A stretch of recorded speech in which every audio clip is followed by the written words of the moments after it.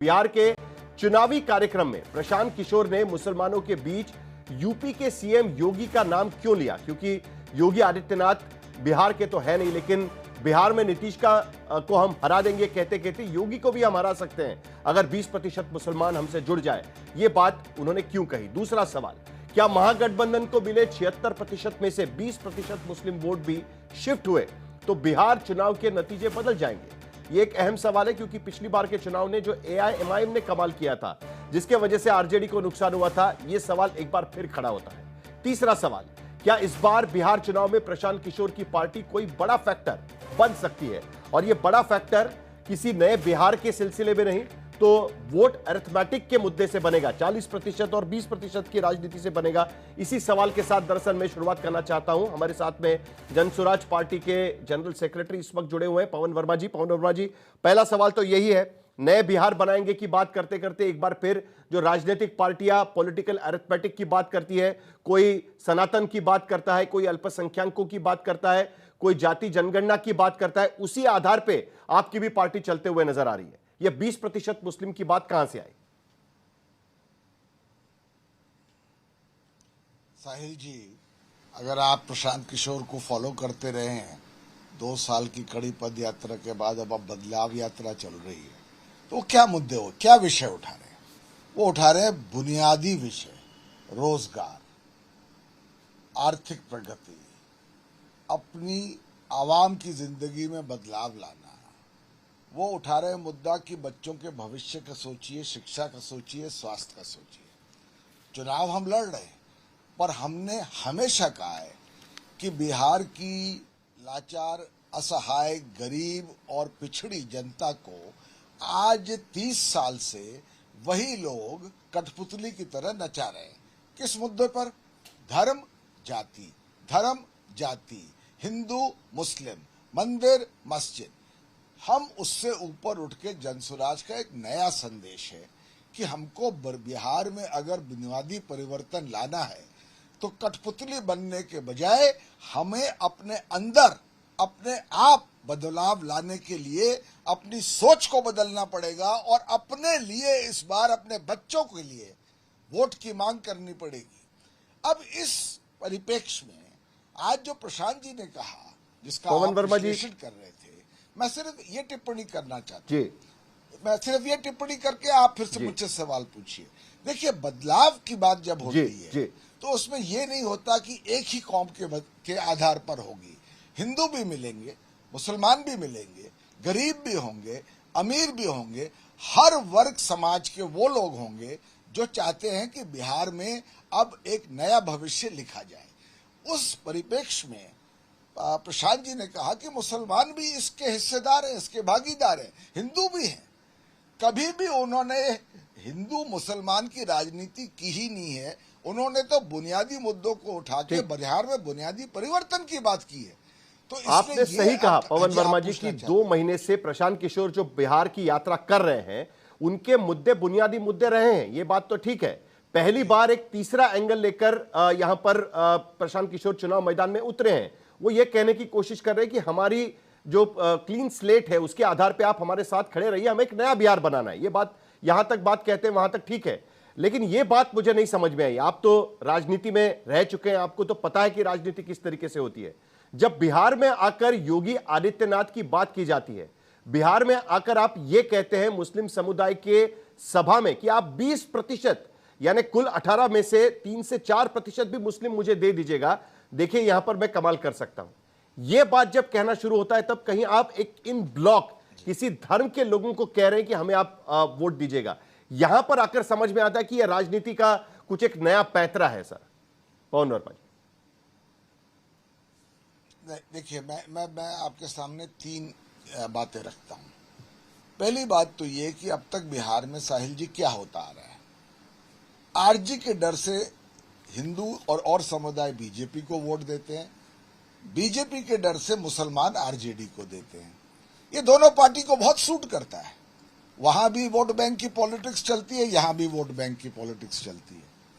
तो प्रशांत जी कह रहे हैं कि अब इस नए बिहार को बनाने में सबकी भागीदारी में अगर कुछ मुसलमान भी, अगर हमारे जो बुनियादी लक्ष्य उसको समर्थन देंगे तो इसमें अच्छा ही होगा, सबके लिए अच्छा होगा। दूसरी बात, जन स्वराज बिहार में चुनाव लड़ रही है अभी, और हम जीतेंगे भी। मैं आपको बता रहा हूं, जो जन सलाब आपने प्रशांत किशोर और जन स्वराज के लिए देखा है, जो आपके सामने है बदलाव के लिए, वो कामयाब होगा। पर हम राष्ट्रीय पार्टी हैं, हम एक रीजनल पार्टी नहीं है। और अगर बिहार में हमारा अच्छा प्रदर्शन हुआ तो ये निश्चित बात है कि हम उसके बिहार के आगे भी जाएंगे और उसमें नई चुनौतियां मिलेंगी। बिहार के चुनाव प्रचार में बगल के उत्तर प्रदेश में योगी आदित्यनाथ का नाम लेना, आप कह रहे हैं कि राष्ट्रीय पार्टी होने के नाते आप वहां पर नाम लेने की कोशिश कर रहे हैं, लेकिन आपको भी पता है कि योगी आदित्यनाथ का नाम लिया जाता है तब उसका असर चुनाव मैदान में किस तरीके से होता है, फिर वो बीजेपी के लिए हो या उनके खिलाफ प्रचार करने वाली पार्टियों के बारे में भी हो। आदिल हसन जी, एक वक्त था कि सीमांचल में आपका दावा हुआ करता था ये अल्पसंख्यक वोटों पर। 2020 में आपने वहां पर आरजेडी के लिए मुश्किलें बढ़ा दी थी। इस बार भी आपकी तरफ से दावा किया जा रहा है कि पहले से आपसे गठबंधन करिए, बाद में रोने की जरूरत नहीं है। ये एक नया दावेदार सामने आ रहे हैं जन स्वराज के रूप में, आप किस तरीके से देखेंगे इसको?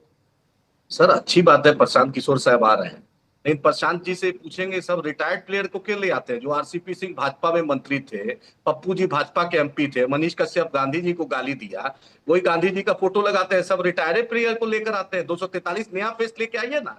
जदयू में पवन साहब रहे, राज्यसभा रहे, उस वक्त इतना स्कूल कॉलेज की बात करते तो अच्छा होता। आरसीपी जी को जब भाजपा चालीसा पर रहे थे, सीए एनआरसी पे नरेंद्र मोदी के साथ थे, तो उस वक्त नहीं दिखा था उनको। और आज बिहार डिफेंस कॉरिडोर मांग रहा है, बिहार आईटी पार्क मांग रहा है। नाकारा टेक्सटाइल्स मंत्री है जो बिहार को कुछ नहीं दे पा रहा है। Defence corridor, pharmaceutical corridor, IT corridor, Bihar में फार्मास्यूटिकल्स कंपनी आ जाए। आज बिहार रोजगार मांग रहा है। इन लोग योगी आदित्यनाथ का डर नहीं दिखाएंगे तो किसका डर दिखाएंगे? नरेंद्र मोदी को लाने वाले 2014 में सबसे बड़ा पैरविकार और उनसे झूठ बुलवाने वाले का नाम तो प्रशांत किशोर जी है। चीनी मिल का झूठ का बात उस वक्त नहीं पता था। जकिया जाफरी, एहसान जाफरी, बिल्किस बानो, शहाबुद्दीन, इशरत जहां फर्जी इनकाउंटर, इतने पढ़े लिखे हैं प्रशांत किशोर साहब। नहीं दिखा था कि नरेंद्र मोदी 2002 का गुजरात नहीं दिखा था कि गोधरा का कातिल कौन था, गुजरात जलाने वाला कौन था, उसका पैसा के लिए 2014 में किस मुंह से प्रचार किए थे? ये बिहार की जनता पूछेगी। लेकिन आदिल हसन जी, वो सवाल तो यही पूछ रहे हैं ना कि कब तक मुसलमान इसी मुद्दे पर वोट देते रहेंगे? उनके सामने बिहार का नया मॉडल है, इसके आधार पर वो कह रहे हैं मुसलमानों की आप वो पुराने मुद्दों पर वोट मत दीजिए, नए मॉडल के आधार पर वोट देने की कोशिश करिए। सर तो अभी लोकसभा चुनाव में इन्होंने बोला था 300 सीट से ऊपर आएगा नरेंद्र मोदी के लिए। वो पहली बैटिंग कर रहे थे। प्रशांत किशोर पूरे भारत से माफी मांगे, बिहार की जनता से माफी मांगे कि मैंने गलत नरेंद्र मोदी को चुना था। जिस नरेंद्र मोदी ने जकिया जाफरी, एहसान जाफरी, सोहराबुद्दीन इनकाउंटर, हरेन पांड्या हत्याकांड में जो सुब्रमण्य स्वामी कहते हैं उनका तक नाम है, उसका आज तक माफी नहीं माने। उस वक्त नाथुराम गोडसे का जो पोस्टर लगाया था उसको लेकर रखे थे। आज गांधी जी का पोस्टर लगा। आरसीपी सिंह के बारे में क्या है? मनीष कश्यप के बारे में क्या है? हम तो चाहते हैं कि हम तो प्रशांत जी से पूछते हैं, अमजद साहब को बेला से लड़ाए थे, वहां मुसलमानों ने वोट दिया था। प्रशांत जी जो कैंडिडेट लाए थे वो कैंडिडेट का दरअसल कंचना जी के पास जाना है। गुरु प्रकाश, आपने सुना क्या कह रहे हैं प्रशांत किशोर, और अब जो है बी टीम का आरोप उन पर आपकी तरफ से लगना शुरू हो जाएगा एक तरीके से, क्योंकि पहले ही वो जो उपचुनाव हुए थे उसमें कमाल दिखा चुके हैं, किसको नुकसान करते हैं वो भी पता चल चुका है। नहीं देखिए साहिल जी, बिहार लोकतंत्र की जननी है और सबको अधिकार है कि आइए चुनाव लड़े, लेकिन पिछले 20 सालों का ट्रैक रिकॉर्ड साहिल जी, ये हमें समझने की आवश्यकता है कि बिहार एक पॉलिटिकली कॉन्शियस स्टेट है और बिहार किस हद तक प्रशांत जी उसके मॉडल को स्वीकार करेगा ये तो भविष्य के गर्भ में है।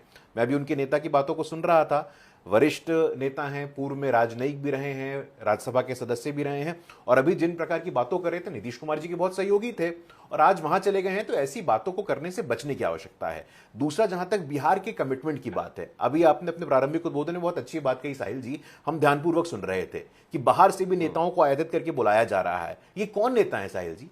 डीएमके यही वही पार्टी है ना जिनके दयानिधि मारन ने कहा था कि बिहार के लोग तमिलनाडु में आते हैं और शौचालय साफ करते हैं, कोई काम छोटा नहीं बड़ा होता है। हम इस राइडर के साथ बोलना चाहते हैं। डीएमके के वही नेता पौनमुडी उत्तर भारत का अपमान करते हैं, डीएमके के वही नेता ए राजा यहां अपमानित करते हैं और आज स्वागत किया जा रहा है। रेवंत रेड्डी ने तो यहां तक कह दिया था कि बिहारियों के डीएनए में ही श्रम करना लिखा है। हां भाई, हम श्रमिक हैं, हम सम्मान के साथ कहते हैं हम श्रमिक हैं। और ये वोट चोरी का जो ये लोग नारा लगा रहे हैं, अभी आपने देखा होगा एडीआर एक रिसर्च ऑर्गेनाइजेशन है, उस एडीआर रिसर्च ऑर्गेनाइजेशन ने स्पष्ट कहा है कि देश का सबसे दागी मुख्यमंत्री कौन है, तो नंबर 1 रेवंत रेड्डी, बिहार बोला के लाइए, नंबर 2 एमके स्टालिन, बिहार बोला के लाइए। अभी प्रियंका जी आई थी। प्रियंका जी वही हैं जो चरणजीत सिंह चन्नी जब बिहारियों को गाली दे रहे थे तो हंस रही थी, खिलखिला रही थी, ताली बजा रही थी। आज मुझे लगता है कि बिहार की जनता इन सभी इंडी अलायंस के नेताओं से सवाल पूछ रही है, बिहारी सम्मान का क्या होगा, बिहारी अस्मिता का क्या होगा, बिहारी स्वाभिमान का क्या होगा। ये वही नेता हैं जो बिहारियों को अपमानित करते हैं। साहिल जी, आज एक बिहारी होने के नाते मेरे मन में बहुत आपने बड़े इंटरेस्टिंगली गुरु प्रकाश जी, मैं जो इंडिया गठबंधन की रैली चल रही है उस पर तो हम अगले कई दिनों तक चर्चा करेंगे, क्योंकि ये पहली और आखिरी रैली तो होगी नहीं। लेकिन मेरा सवाल तो पूरा प्रशांत किशोर पर था। आपने जो जिस तरीके से डाइवर्ट कर दिया उसको इंडिया अलायंस पे, वो बड़ी खूबी से कर दिया। सर, मेरा सवाल स्पेसिफिक था इसको लेकर कि आप जिस तरीके से प्रशांत किशोर आए हुए हैं और जिस तरीके से वो बात रखने की कोशिश कर रहे हैं, और आज सनातन का मुद्दा भी निकल के आ गया, सनातन के अपमान का, और ये सब सारी चीजें भी निकल कर आई है, तो प्रशांत किशोर पर बात करिए ना कि ये जो अभी वो बात कर रहे हैं उस पर बात करिए ना। वो सवाल था मेरा। सर, नहीं तो हम तो बात करने को तैयार हैं। देखिए, हमारे लिए कोई मुद्दा नहीं है साहिल जी। हमारे लिए 14 करोड़ बिहारी हैं। ये 40% का खेल, ये 20% का खेल, ये भूरा बाल साफ करो का खेल, ये बार बार सफाई देना कि हम MY की पार्टी नहीं है, A to Z की पार्टी हैं। भारतीय जनता पार्टी, NDA, मांझी जी, उपेंद्र कुशवाहा जी, चिराग पासवान जी, नीतीश कुमार जी और भारतीय जनता पार्टी, ये किसी जाति विशेष की लेकिन अब पार्टी है योगी क्या? आदित्यनाथ ये किसी का धर्म नाम भी विशेष आ की गया पार्टी है क्या? चुनाव प्रचार कोई में। लोग आते हैं अपने राजनीतिक अस्तित्व के लिए बोलते हैं। नहीं तो योगी आदित्यनाथ जी उत्तर प्रदेश की 23 करोड़ जनता के आशीर्वाद और समर्थन से मुख्यमंत्री हैं। किसी के बदौलत मुख्यमंत्री नहीं है वहां पे। और एक बार नहीं, 2017, 2022 और पुनः 2027 में आप देखेंगे योगी आदित्यनाथ जी को उत्तर प्रदेश की जनता का आशीर्वाद मिलेगा। हम साहिल जी, मैं आखिरी वाक्य कह के आपको अपनी तो बातों फायदा को हो समाप्त जाएगा ना, करूंगा। लेकिन इस हम बयान से चाहते हैं as a Bihari, as a युवा बिहारी, नहीं साहिल जी, एज अ युवा बिहारी हम चाहते हैं कि बिहार के मुद्दों पे चुनाव हो। हमारे आरजेडी और कांग्रेस के साथी हमसे पूछे हमने कितने इंडस्ट्री लगाए, मातृ मृत्यु दर कितना है, शिशु मृत्यु दर कितना है, सड़कें कितनी बनी है, बिजली की उपलब्धता क्या है, इंफ्रास्ट्रक्चर क्या है, पटना से बिहार की किसी कोने में CMD जाकर के वापस आ सकते एक बात कहूं, हम मुद्दा अगर आधारित चुनाव सचमुच चाहते में हैं, मुद्दों ये पर चुनाव जाति आधारित हो और धर्म आधारित तो चुनाव सभी बनाना चाहते राजनीतिक हैं। पार्टियों के लिए मुश्किल हो जाएगी। बिहार की जनता अगर सचमुच में मुद्दों पर चुनाव लड़ने की कोशिश करेगी हमारी तो इच्छा सभी है। राजनीतिक पार्टियों के लिए मुश्किल हो जाएगी। अखिलेश जी, आपके पास आने के पहले, क्योंकि पप्पू यादव अब राहुल गांधी को मुसलमानों का मसीहा कहने की कोशिश कर रहे हैं, लेकिन कंचना जी सबसे पहले आपके पास आऊंगा। अखिलेश जी के पास जाने से पहले, एक वक्त था कि मां यह समीकरण यानी मुस्लिम यादव, इस समीकरण के नाम पर आरजेडी का पूरा बोलबाला बिहार में चलता था। अब दावेदार काफी निकल कर आ गए हैं। एक तो आपके साथ में है, लेकिन MIM 2020 में क्या किया आपने देखा। प्रशांत किशोर भी यही बात कहने की कोशिश कर रहे हैं। आपके लिए मुश्किलें तो नहीं हो जाएगी? एक को साथ में लेने की कोशिश करेंगे, दूसरा वहां पर खड़ा हो रहा है। नहीं साहिल जी, जो कोशिश हो रही है बिहार के इलेक्शन को ट्राइपोलर बताने की, दरअसल ट्राइपोलर है ही नहीं। बिहार में इलेक्शन बाइपोलर है, इंडिया वर्सेस NDA, और इसी में लड़ाई होने वाली है। और बीच में किसी को लाकर कि ये कह दिए वो कह दिए, उन पर डिबेट करने से कुछ नहीं हो जाएगा। और जहां तक प्रशांत किशोर पांडे जी की बात है, तो मैं साफ साफ कह देती हूँ कि बीजेपी जब जब फंसती है प्रशांत किशोर पांडे जी को आगे करती है। कारण यह है कि जान लीजिए, आपको याद भी होगा कि BPSC टाइटल क्यों बता रही है आप? सुन लीजिए ना, क्योंकि आपने वही बताया ना, आपने मुस्लिम और यादव बताया। आप दूसरों का टाइटल बता सकते हैं, टाइटल से आप पार्टी के वोट डिसाइड कर सकते हैं, लेकिन हम टाइटल बताएंगे तो दिक्कत हो जाएगी। तो सुन लीजिए साहिल जी, जब BPSC का प्रोटेस्ट चल रहा था पटना में, गांधी मैदान में, और पूरी तरह से NDA की सरकार फंस गई थी, तो इन्हीं प्रशांत किशोर पांडे जी को बीजेपी भेजी थी एजेंट के तौर पर, और इन्होंने पूरे प्रोटेस्ट को डिस्ट्रॉय कर दिया था। और प्रोटेस्ट जो है, जो शांतिपूर्वक हो रहा था, वो खत्म हो गया।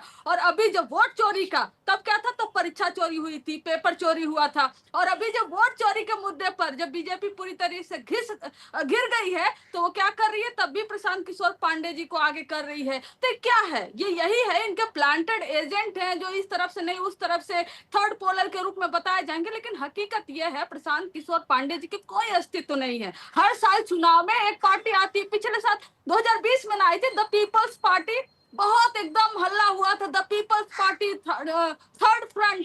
वैसे ही प्रशांत किशोर पांडे जी भी इस बार चले जाएंगे। तो इसमें कोई फायदा नहीं है थर्ड फ्रंट बनाने का। उनको यादव का वोट मिलेगा, उनको मुसलमानों का वोट मिलेगा, उनको हिंदुओं का वोट मिलेगा। पवन वर्मा, मुझे लगता है कि आपको जवाब देना चाहिए। कंचना यादव जी ने बहुत सीरियस एलिगेशन लगाया हुआ है इस पूरे मामले में कि आपको बी टीम करार देने की कोशिश करे। लेकिन कंचना जी, मैंने किसी को कोई टाइटल नहीं लगाया, मैंने तो जातिगत समीकरण जिसके आधार पर वोट होता है बिहार में उसकी बात करी थी। मैंने किसी भी व्यक्तिगत रूप में किसी को भी टाइटल लगाने की कोशिश नहीं की थी। इसीलिए मैंने सवाल पूछा कि टाइटल आप क्यों लगा रही है, कोई स्पेसिफिक कारण है? प्रशांत किशोर जो नाम से वो जाने जाते हैं, प्रशांत किशोर पांडे क्यों बन जाते हैं डिबेट में?